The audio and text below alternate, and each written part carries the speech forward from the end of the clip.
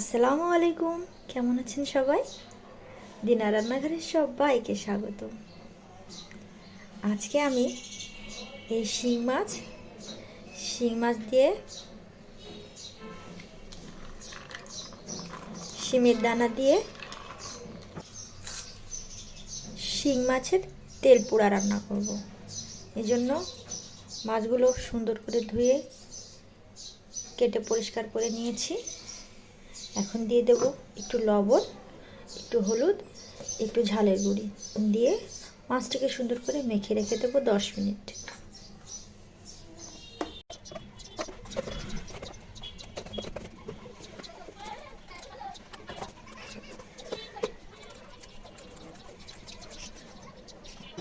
মাছগুলো মেখে রেখেছিলাম, এখন সুন্দর করে লাল লাল করে ভেজে নেব।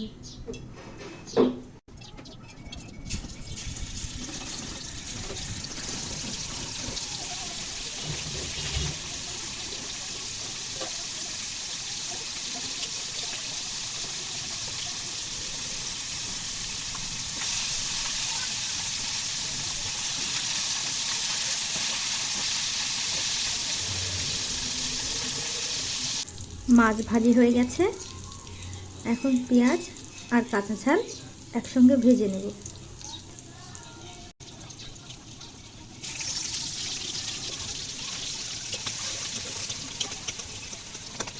পেঁয়াজ হালকা ভাজি ভাজি হয়ে গেছে, এখন দিয়ে দেবো পেঁয়াজ আর রসুন বাটা।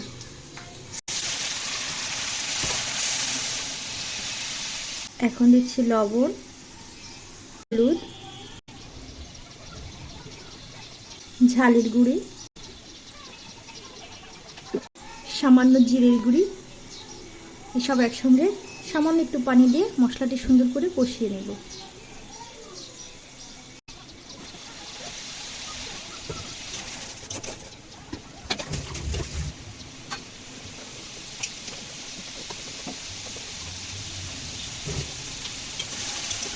মশলা কষানো হয়ে গেছে, এখন এই শিমের দানাগুলো মশলা দিয়ে আরও কিছুক্ষণ কষিয়ে নেব।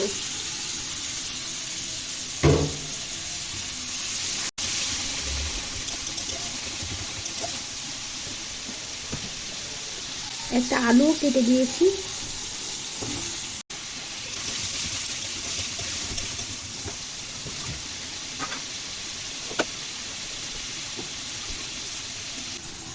সব কিছু কষাই করা শেষ। এখন মাছগুলোর সঙ্গে দিয়ে কিছুক্ষণ কষাই করে নেব। কষাই করে সামান্য ঝোলের পানি দিয়ে ঢেকে দেব।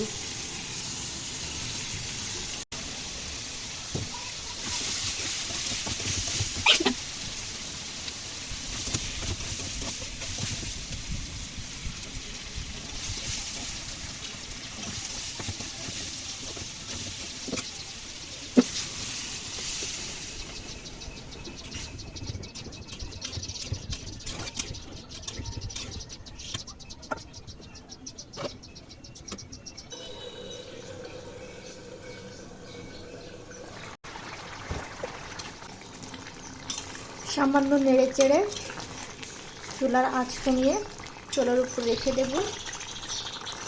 তেল ফুটো হলে নামিয়ে নেব, তাহলে তরকারিটি তৈরি হয়ে যাবে।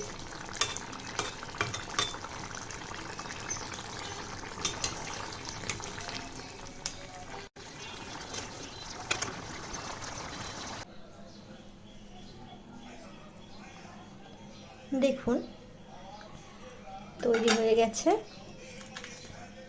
মজাদার সুস্বাদু শিং মাছের তেল পোড়া।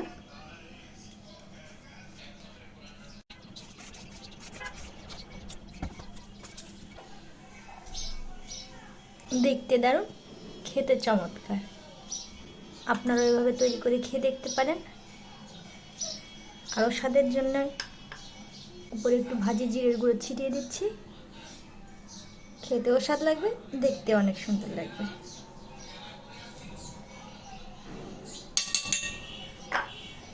ভিডিওটি দেখার জন্য সকলকে অনেক ধন্যবাদ।